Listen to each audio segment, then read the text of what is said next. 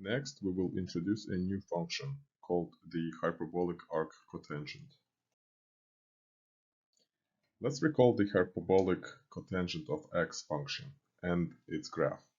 And let's answer the following questions. Is this function one-to-one? The answer is yes, because it passes the horizontal line test. Does this function have an inverse? The answer is also yes, because all one-to-one functions have inverse functions.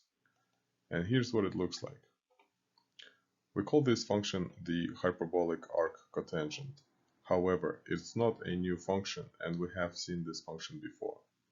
So what is the equation of this function? Let's find out.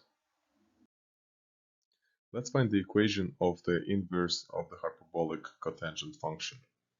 To find the inverse, we first going to swap the x and y in the equation, and now the goal is to isolate the y variable.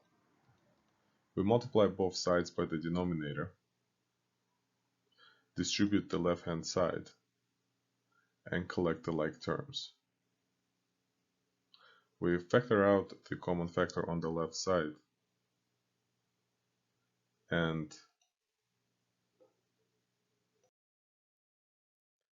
divide both sides by x minus 1.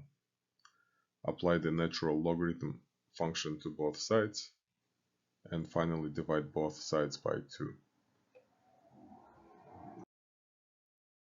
So we found the equation for the hyperbolic arc cotangent function with the following domain and range.